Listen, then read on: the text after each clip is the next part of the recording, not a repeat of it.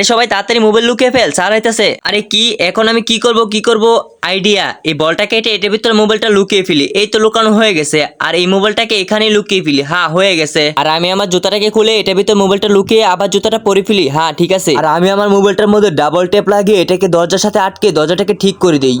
আর আমি অনেকগুলো প্রশ্নের ভিতর আমার মোবাইলটাকে রেখে এটাকে টেবিলের নিচে লুকিয়ে ফেলি। চল সবাই তাড়াতাড়ি মোবাইল বের করে ফেল। জানি না কি হবে, আমার মোবাইলটা না আবার স্যার দেখে ফেলে। আবে তুই দাঁড়িয়ে যা, তোকে চেক করবো। আর জানি না এই শালারা কোথায় মোবাইল লুকিয়ে রাখি। আরে না, আমার মোবাইলটা না আবার দেখে ফেলে। আবে চুপচাপ জুতার ভিতর থেকে মোবাইলটা বের কর। ঠিক আছে স্যার, এই যে নেন স্যার। আচ্ছা দে। আবে চুপচাপ মোবাইল বের কর। ঠিক আছে স্যার, এই যে নেন। আরে তোর উপর তো আমার সন্দেহ হচ্ছে। কেন স্যার, তোর কাছে আরো মোবাইল থাকতে পারে। আরে শালা, এই স্যার তো অনেক চালাক মনে হচ্ছে। এই স্যার আবার আমার মোবাইলটা না দেখে ফেলে। আর তুই বারবার নিচে দিকে কি দেখিস? নিচে কি রয়েছে দেখি তো। আরে স্যার কিছুই নেই। আর এই বলটা এত বারে বারে লাগছে কেন? নিশ্চয়ই এটার ভিতরে কিছু রয়েছে। আপনি শালা বলের ভিতরে মোবাইল লুকিয়ে রেখেছিস। বন্ধুরা, পরবর্তী পার্ট দেখার জন্য লাইক সাবস্ক্রাইব করে কমেন্ট করে দাও।